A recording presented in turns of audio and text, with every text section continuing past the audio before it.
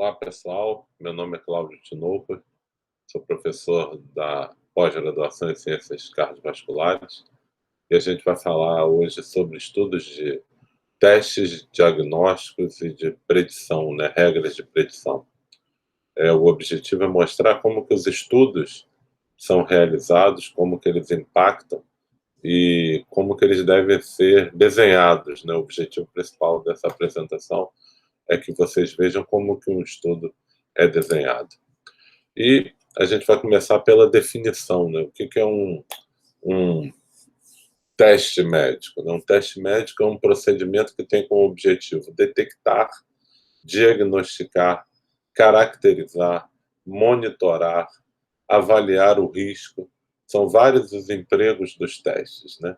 E às vezes a gente fica pensando que um teste médico ele tem que ser necessariamente um exame complementar, uma glicemia, um hemograma, ou como aqui a gente pode ver, um teste de gravidez ou uma tomografia computadorizada.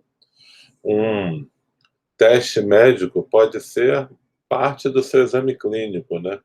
Você pode saber qual é a acurácia de uma palpação do abdômen para detectar uma hepatomegalia ou para avaliar a presença de um tumor de rim ou para avaliar, né, a presença de uma estenose de artéria renal, de ouvir o sopro, tudo isso do exame clínico é considerado um teste, como também a anamnese, né, muito bem empregado, né, o teste ergométrico, ele tem uma capacidade muito menor de dar um bom diagnóstico de presença de doença coronariana do que uma anamnese bem feita.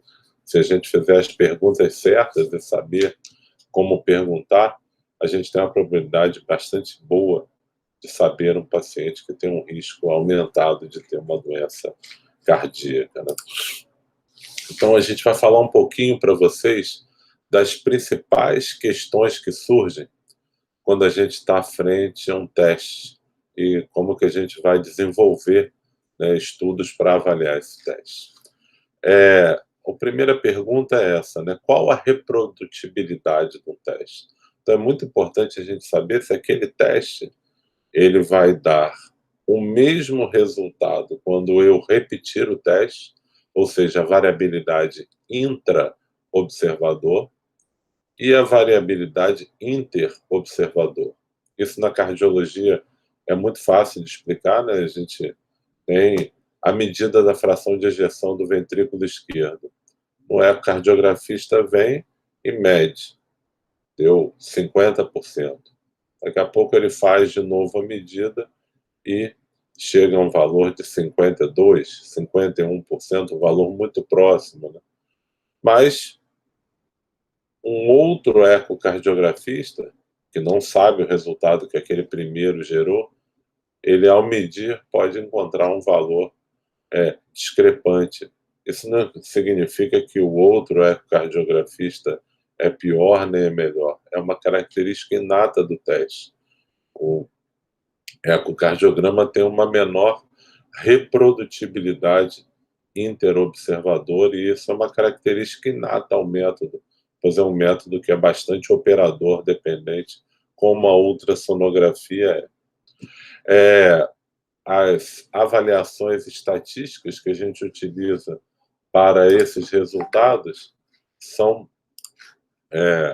a concordância, o kappa e o coeficiente de variação. São os principais aí que a gente utiliza na prática quando desenha um estudo para gerar essas informações. E são informações muito importantes, né? Às vezes a gente tem testes bastante interessantes e que têm baixa reprodutibilidade.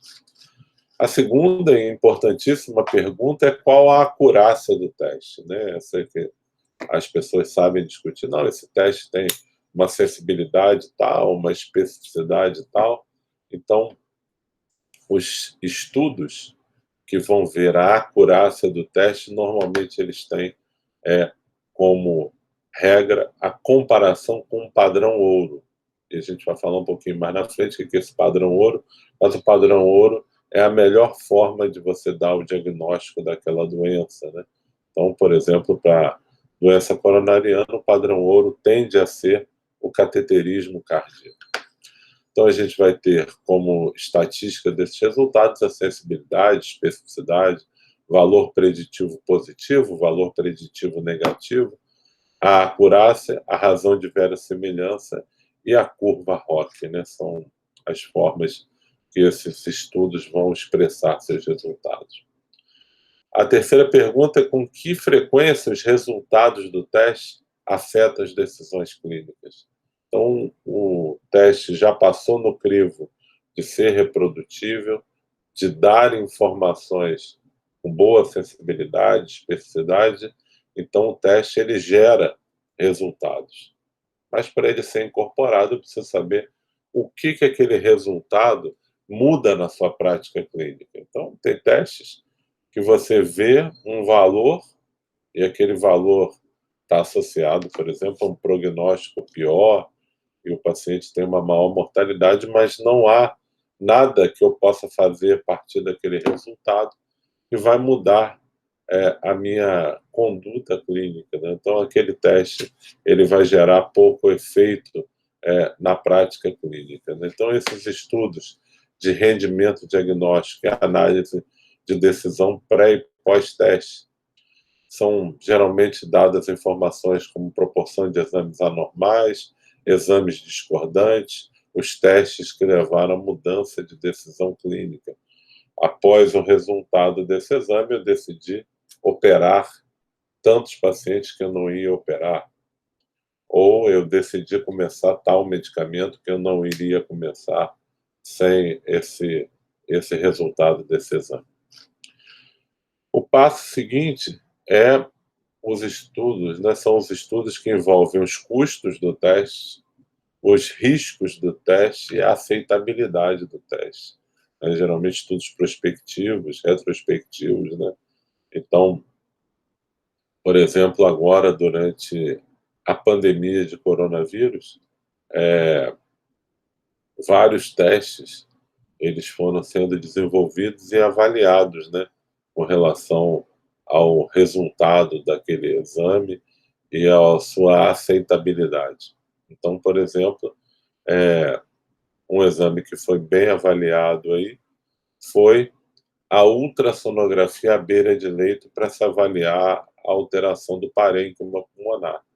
Então, como os pacientes estavam instáveis, a transferência dos pacientes para uma sala de tomografia, por vezes, é de risco, uma ultrassom à beira do leito, com a observação de anormalidades no parênquima pulmonar, é muito aceitável, é com muito menos risco, e pode ser que tenha até uma sensibilidade menor do que o padrão ouro, aí, que seria a tomografia, mas pode ser um exame interessante pela amplitude de pacientes que ele pode ser abordado, né? Então, se envolve custos médios, efeitos adversos, proporção de pacientes que aceitam o teste ou que se pode fazer o teste, e isso é de bastante importância, esse tipo de estudo. E, finalmente, os estudos que são os mais complexos, mas que são bastante importantes para a incorporação de um teste diagnóstico pelas, né, políticas de saúde, operadoras, pelas práticas clínicas, né, já que ele passou por todas as fases anteriores, mostrou que é reprodutível, sensível, específico, tem um bom custo, tem poucos riscos, muda a decisão clínica, mas a partir de que ele muda a decisão clínica, isso muda o desfecho, né? Então, a mudança de desfechos é o resultado final que se espera de um teste quando ele é adicionado à prática médica, né? Por exemplo, a realização de uma mamografia. A mamografia, ela é sensível, ela é específica, ela detecta lesões com um baixo risco, com um custo aceitável. Isso leva a mudança de conduta, se faz biópsias, se faz cirurgias, e os estudos mostram que, numa quantidade de mulheres em que é feita a mamografia, se consegue reduzir a mortalidade pelo câncer de mama. Então, esses estudos, geralmente clínicos, randomizados ou em grandes coortes, se avalia desfechos, né, como morbidade, mortalidade, custo da doença, o impacto no tratamento, na efetividade da doença. E você tem como medidas, né, a razão do risco, razão de chance, o hazard ratio, né, que é a taxa de efeitos adversos decorrentes do teste, número necessário para tratar, número necessário para causar um dano ao paciente, número de pacientes necessários para se rastrear, para se ter um desfecho favorável. Enfim, são várias medidas que podem ser feitas. Então vamos começar com esse exemplo aqui, desse rapaz fazendo um teste rápido de antígeno para coronavírus, né? Então, você vê aqui, né, foi publicado na Nature agora, no começo do ano, né? Um estudante da Universidade de Oxford, ele faz um teste de antígeno que é dado pela própria universidade, antes dele pegar um avião para voar para os Estados Unidos em dezembro de 2020. Então, a gente vai ter várias coisas que perpassam esse procedimento, né? E a gente vai precisar de estudos que deem base, sustentação, para ver se isso é adequado. Então, esse teste é útil? Qual a sensibilidade, a especificidade dessa avaliação de antígeno, né? Esse teste é reprodutível? O resultado que o estudante vai obter é o mesmo dos estudos clínicos conduzidos com pesquisadores treinados para realizar esse exame? Qual o custo envolvido com esse exame? Qual o risco desse exame? E, finalmente, é seguro viajar após um resultado negativo? Será que ele vai ter a segurança para entrar nos Estados Unidos e não estar levando uma infecção pelo coronavírus ou até expondo outras pessoas no avião? Então, essas perguntas todas precisam de toda uma base de estudos para que se tenha essa conduta clínica. A gente vai começar discutindo a coisa mais básica possível, né? Por que esse exame foi selecionado, né? Então, hoje, para diagnóstico viral, a gente tem 3 tipos de teste. O teste do PCR, né, de biologia molecular, em que você colhe um swab, geralmente um swab nasal, mas pode ser da orofaringe, pode ser até da saliva, e você usa a técnica da PCR, né, da reação da cadeia da polimerase, em que você vai amplificar as cópias de ácido nucleico, né, do DNA viral, para se obter o diagnóstico da presença. Esse exame é considerado hoje o padrão ouro. Ele é um exame que demora, né? Eu tive que fazer esse exame já, demorou 4 longos dias, né, para se chegar ao resultado. É um exame que tem um custo, mas a grande vantagem dele é que ele é muito sensível, muito específico, né? Você vai amplificar especificamente a sequência do vírus, né? Então, a chance de dar um falso positivo é bastante baixa, um falso negativo também é baixo, por isso que ele é sensível e específico. O problema é o tempo e o custo associado, né? O risco é desprezível aí, né? De ter uma complicação local. A segunda linha aqui do teste é o teste do antígeno, em que a gente vai fazer um exame em que a gente não vai amplificar, né? Então, a gente vai buscar encontrar se tem ou não antígeno viral, né? Então, esse é um exame mais rápido, mais direto. Ele sai o resultado aí até 15 minutos e ele tem um custo bem menor. Já existe teste de pesquisa de antígeno por 10, por 15 dólares, né?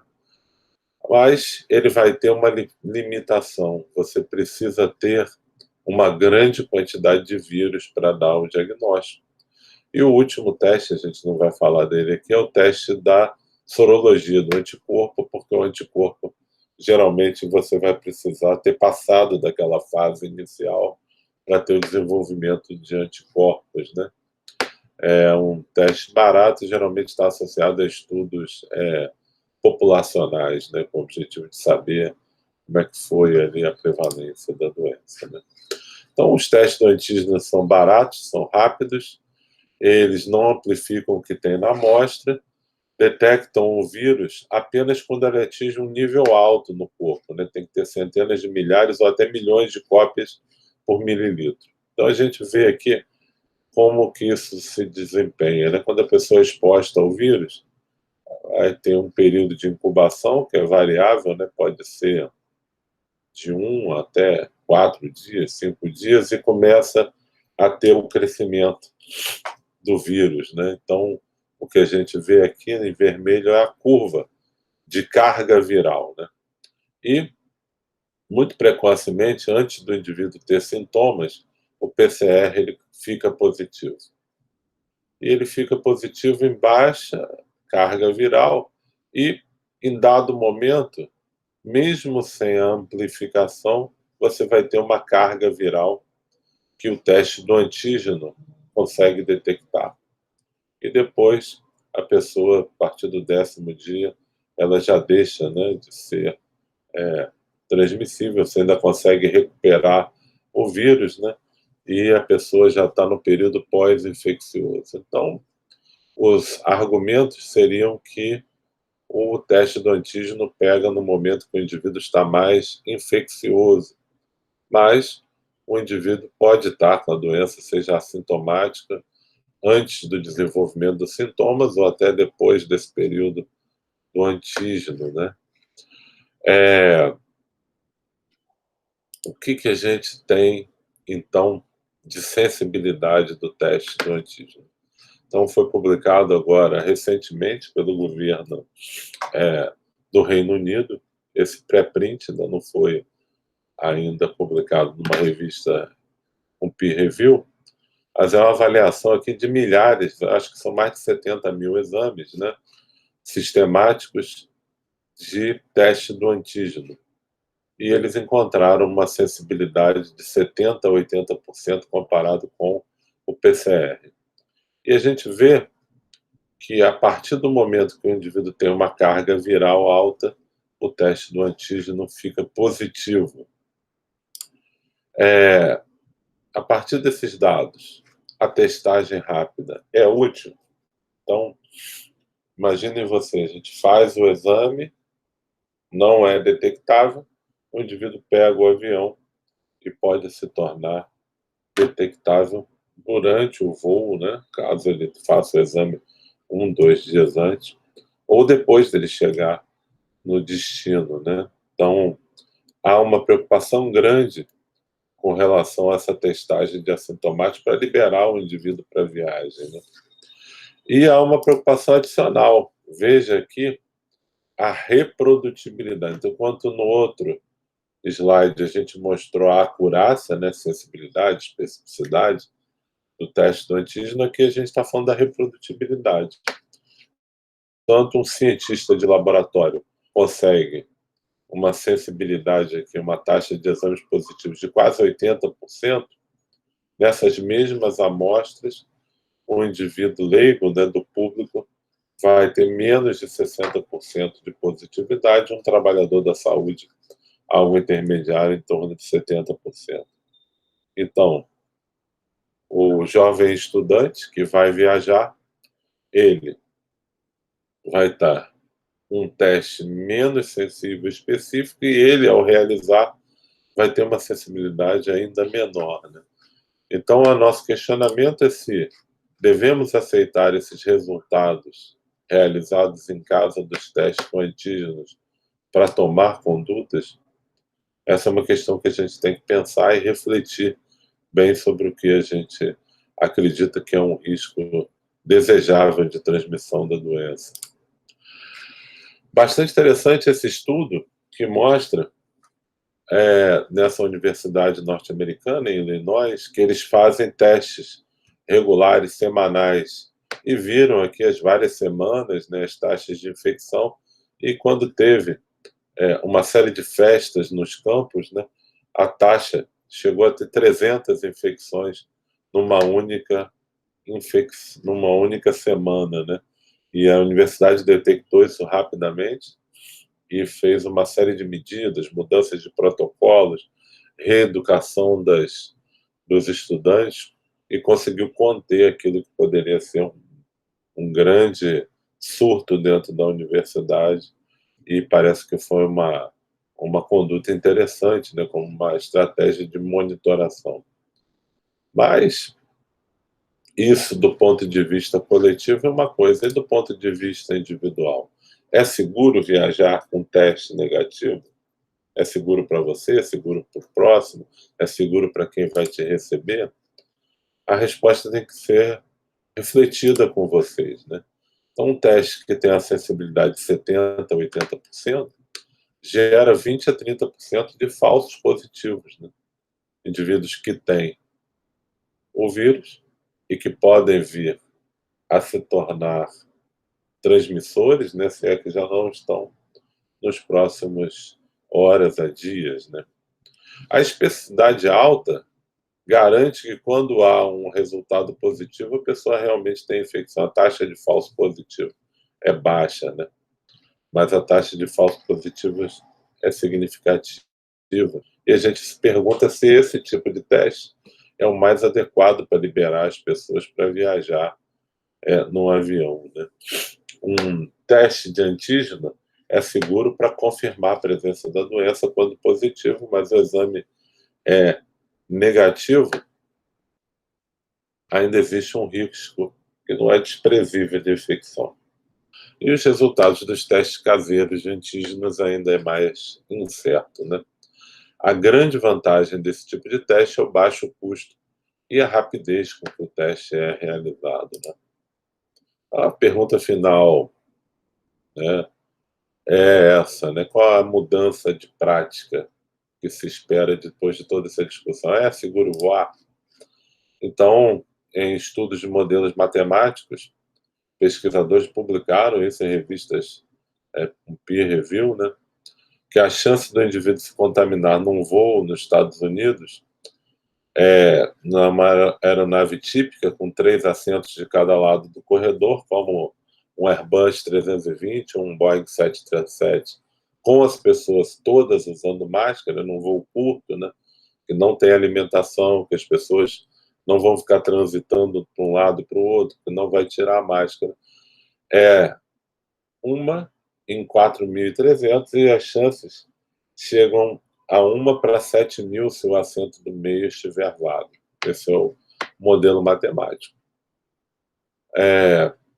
A gente tem dados da aviação que esses voos curtos, com essas medidas, são bastante seguros, mas os voos mais longos não são tão seguros, né? Como esse aí publicado no final do ano passado, que parece que um único passageiro, num voo de 7 horas de duração, contaminou outros 13 passageiros, né? E o avião estava bem vazio, né?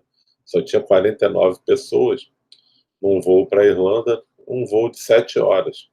Então, num voo de 7 horas, é praticamente inevitável o indivíduo baixar a máscara, se alimentar, se deslocar dentro do avião para ir ao banheiro e mesmo sendo muito pouca gente dentro do avião, vocês vejam que de 49 passageiros, 13 se contaminaram diretamente no voo e mais outras pessoas, né, 46 pessoas se contaminaram secundariamente àqueles que se contaminaram no voo. Então a gente ainda está passando um momento de transição, né, com relação às viagens de avião, elas têm que ser bastante refletidas, né, e havendo a possibilidade de você fazer uma viagem curta ou uma viagem por via terrestre, em que você possa se deslocar no seu próprio automóvel, você tem uma segurança maior. E os voos mais longos, a gente acredita que há um risco um pouco maior, né? Se espera agora, com a ampliação da vacinação e com os resultados positivos dessas estratégias, que gradativamente a gente tende a voltar à normalidade com relação ao as viagens internacionais de longa duração.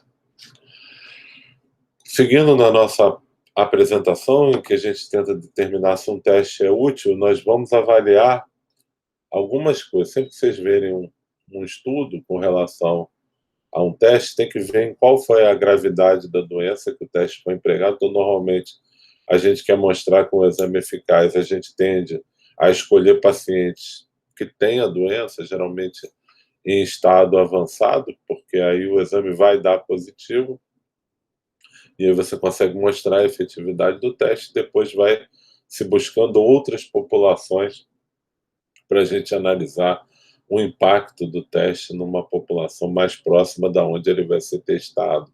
Então tem que ter muito cuidado aí com estudos que mostram sensibilidade 100%, especificidade 100%, pode ser só decorrência do viés da população.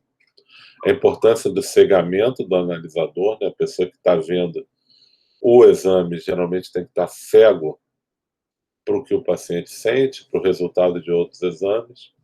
Temos que analisar as fontes de variação do exame, por exemplo, ele usou o mesmo tipo de aparelho, de ecocardiograma, de tomografia, usou o mesmo contraste, utilizou o mesmo tipo de kit laboratorial para dosar uma troponina, enfim.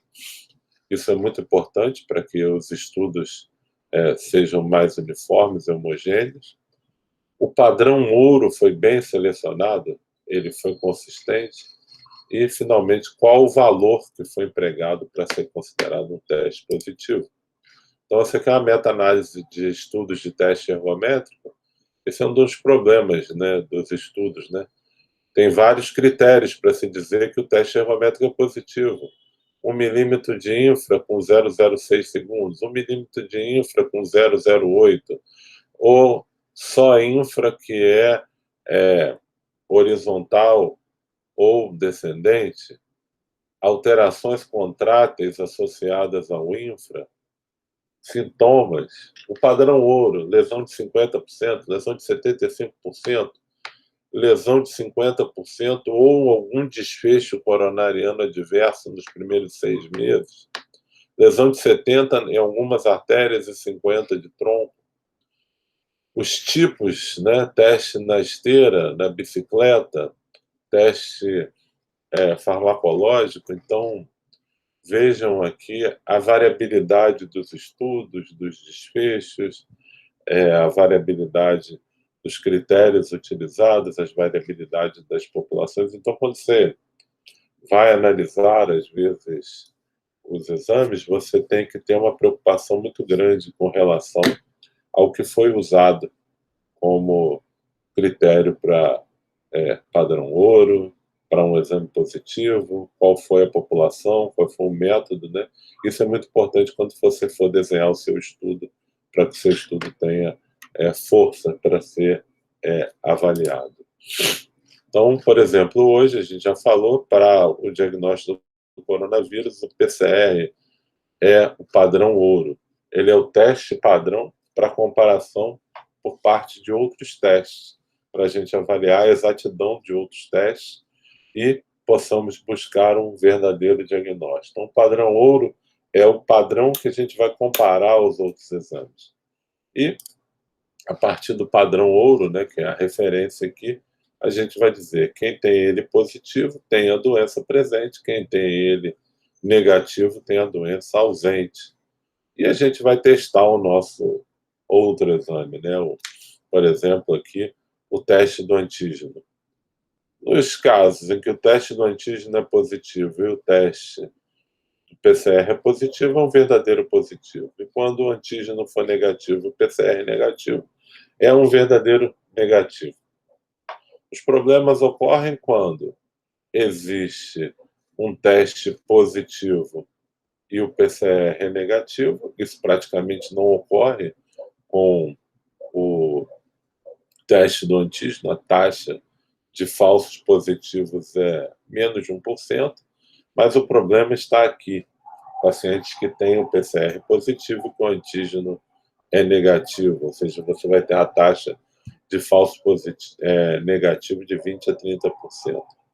A partir, depois que você monta essa tabela, chamada tabela de contingência, você vai fazer o cálculo da sensibilidade, da especificidade, fazendo verdadeiros positivos A sobre verdadeiros positivos e falsos negativos, né? A sobre C, o total de pessoas que têm a doença. Então, a sensibilidade é todos que a doença foi encontrado pelo teste, dividido por todos que têm a doença. Então, quando você diz que tem a sensibilidade de 80%, o teste foi positivo em 80% das pessoas que tinham a doença. E a especificidade é quando o teste é verdadeiramente negativo em todos os pacientes que verdadeiramente não têm a doença, né? É o falso positivo e o verdadeiro negativo. Então, é o D sobre o B mais D.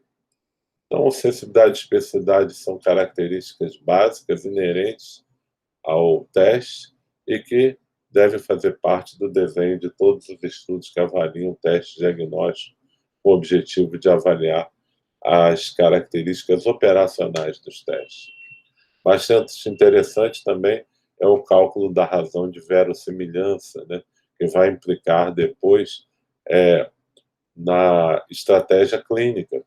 E vocês vejam que a razão de verossimilhança ela é A sobre A mais C, ou seja, a sensibilidade, dividido por B sobre B mais D, que é 1 menos a especificidade. Essa é a razão de verossimilhança positiva, né?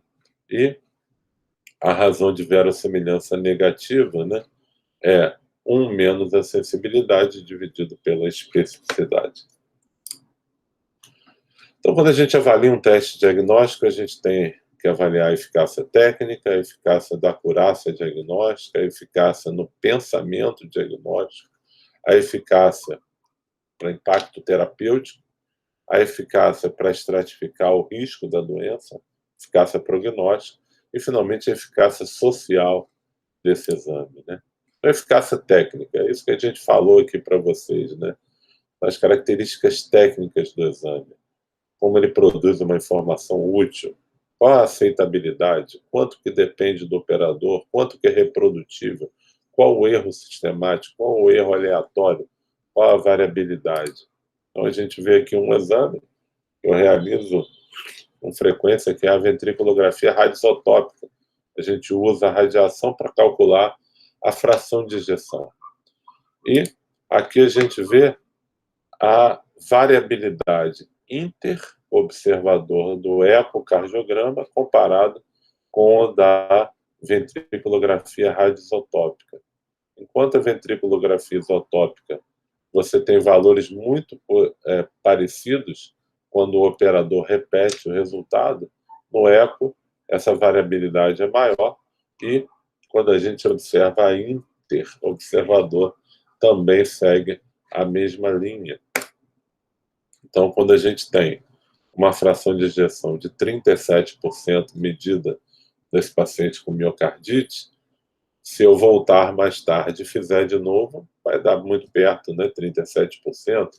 Ou, se outro médico estiver fazendo o exame, também vai dar um valor bastante parecido, porque o exame tem uma variabilidade pequena.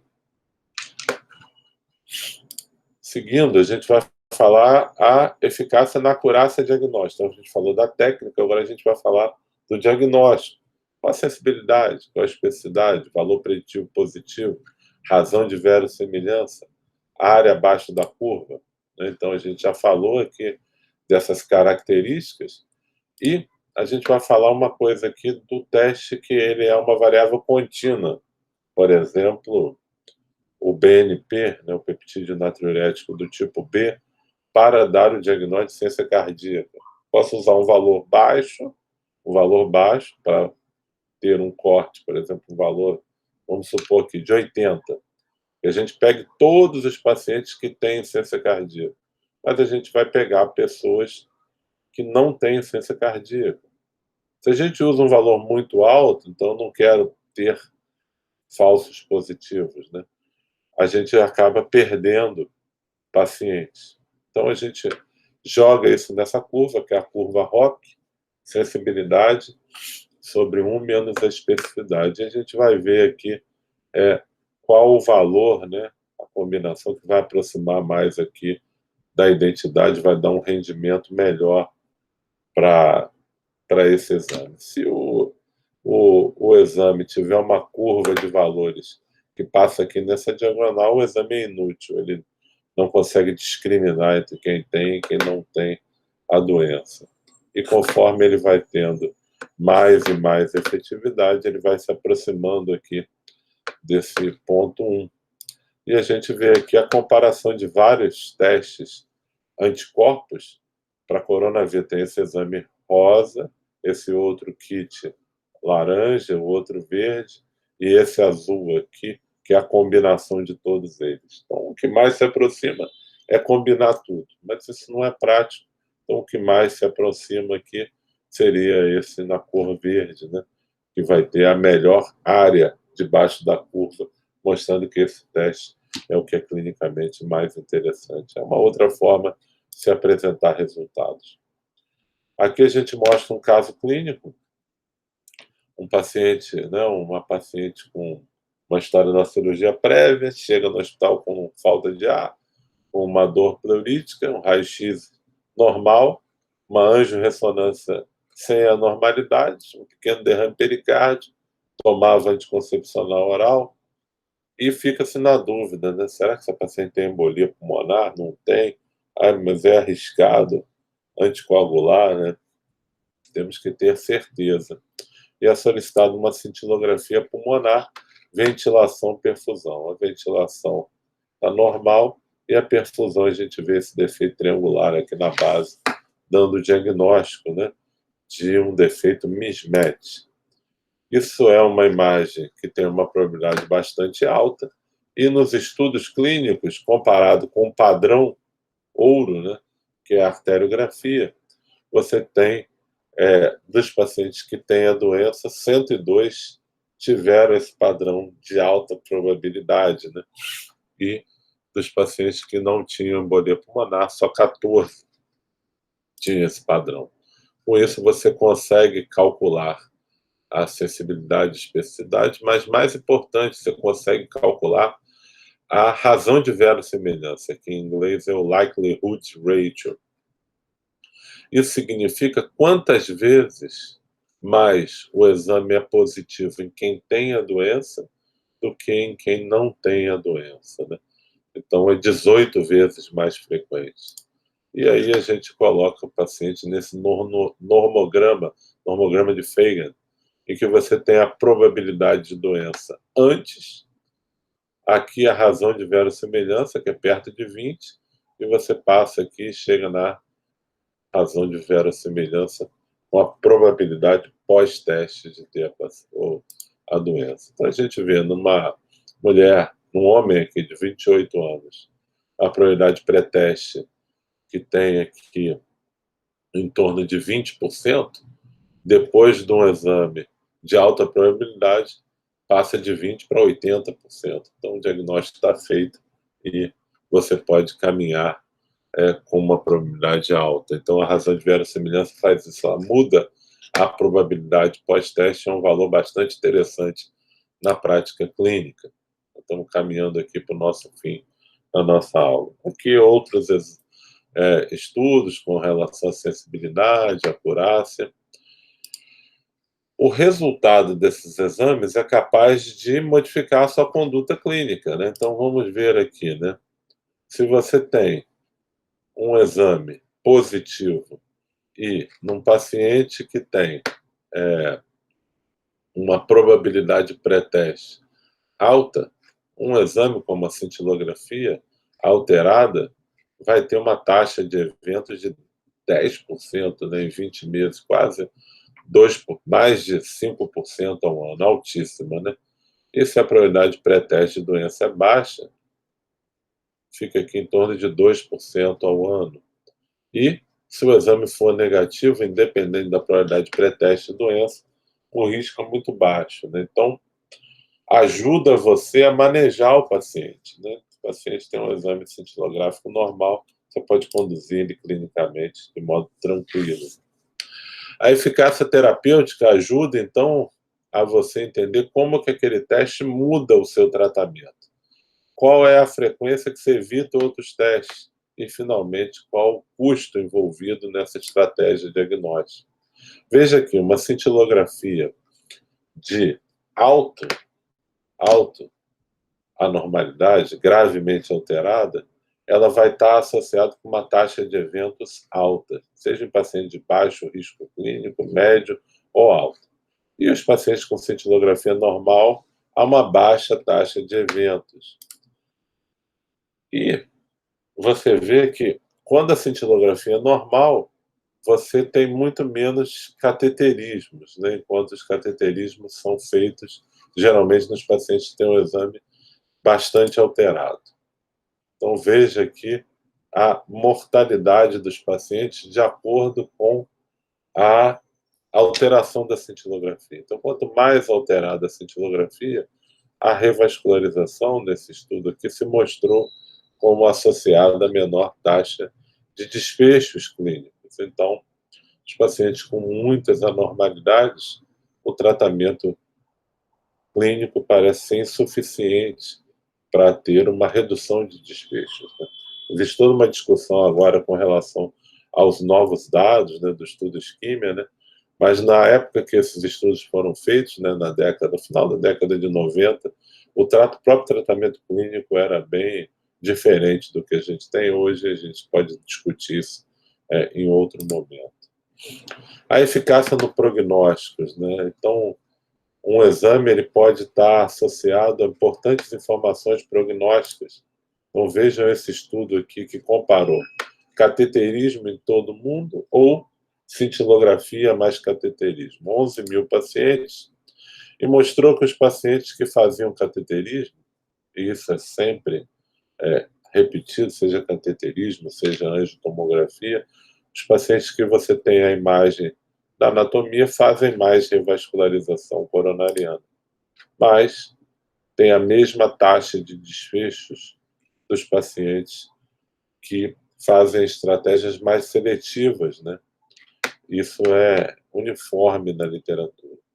E o dado interessante, esse foi um estudo desenhado para se avaliar custos, mesmo tendo mesma taxa de desfecho, os pacientes foram muito mais caros, né? Porque eles fizeram muito mais intervenções. Então, isso mostra o chamado cuidado fútil, em que você faz procedimentos e não muda desfecho, só agrega custo. Então, estudos assim são bastante interessantes do ponto de vista de incorporação de práticas. Não basta um exame mostrar que é sensível, específico, reprodutível, ele tem que mudar desfechos, ou se ele não muda desfechos, leva a condutas com menor custo para a sociedade, né? Então, se a sociedade assumir um custo de $75.000 por ano de qualidade de vida, o que é custo eficaz num teste que custa $500 é uma acessibilidade de 89%. Para um teste que custa $1.000, 94% de sensibilidade. E, finalmente, a eficácia social. É a capacidade do teste causar um benefício à sociedade como um todo, né? É custo efetivo, ele consegue reduzir o gasto do sistema de saúde, ele consegue aumentar a produtividade das pessoas, retornando ao trabalho ou melhorando, evitando dano, né? Então, a gente vê aqui a mamografia, né? A mamografia é um exame bastante interessante, ela é feita de modo profilático, ela reduz a mortalidade quando você faz nas mulheres, reduz aqui em torno de 1%, né? Quando você tem uma mortalidade em 10 anos da população por câncer de mama de 5%, reduz para 4%. Isso vai levar a um número necessário para rastrear de 100 mulheres para evitar uma morte, né? Mas hoje a mortalidade pelo câncer de mama é menor, né? Então, esse estudo, que foi o estudo que desenvolveu a concepção do número necessário para rastrear, mais recentemente foi recalculado, e o número hoje para mamografia é em torno disso, né? Você tem que rastrear em torno de 570 pessoas para você ter uma redução da mortalidade de 1, né? O benefício de uma única mamografia seria salvar uma vida a cada torno de 3.000 mulheres, né? Mas normalmente esses exames são feitos de modo seriado. Mas se você tem esse benefício da mamografia, por exemplo, em 10 anos, para cada 2.000 mamografias feitas, você evita uma morte por câncer, você também tem o risco de procedimentos associados, né?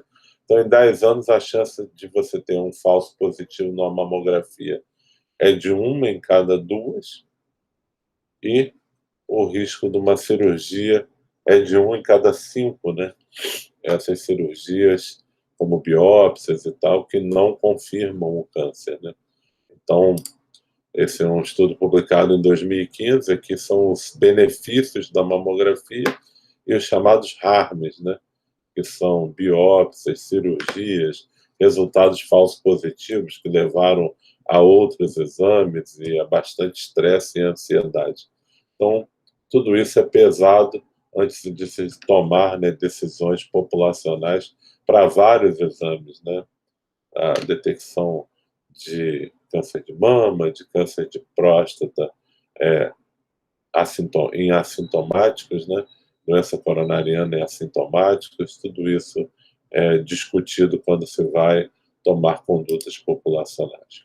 Para finalizar, vou falar um pouco sobre os estudos de regra de predição clínica, em que você pega um teste e tenta criar, junto com outras coisas, um teste novo, né? Um teste composto, uma regra que você tem como objetivo melhorar a decisão clínica, né? E o melhor exemplo é o chamado score de Wells, mas a gente podia falar aqui de vários, né? Como o score de Framingham e outras regras de predição clínica. O score de Framingham a gente usa muito para tomar a decisão de usar estatina, né? De implementar a prevenção primária da aterosclerose dando estatina, pelo risco, né, do indivíduo ter desfecho e o benefício associado à estatina. O score de Wells foi desenvolvido para avaliar o risco do indivíduo ter embolia pulmonar. Aqui está a árvore de investigação do estudo, e ele criou aqui uma tabela em que ele fez uma regressão, né, uma regressão logística, né? E nessa regressão logística da análise multivariada, você tem o coeficiente da regressão. E nessa regressão múltipla aqui, esse coeficiente de regressão, ele resolveu incluir, né, todos nessa análise com um P menor do que 0,15, e cada variável significativa foi obtido esse coeficiente de regressão, e ele pontuou multiplicando esse coeficiente de regressão por 2 e arredondando para o valor mais próximo de meio, né, desse número, né? E criou, então, os pontos de corte. Então, vamos ver como ele criou esse score. Então, aqui, sinais clínicos ou sintomas de trombose venosa profunda. 3 pontos. Como é que ele gerou isso? Ele pegou aqui, ó, sinais, tinha um coeficiente de regressão de 1,8, e ele multiplicou por 2 e chegou a esse valor. Diagnóstico alternativo de embolia pulmonar. Menos, quer dizer, um diagnóstico alternativo é menos provável, e a embolia pulmonar é a principal hipótese. Frequência cardíaca maior que 100, 1,5 ponto.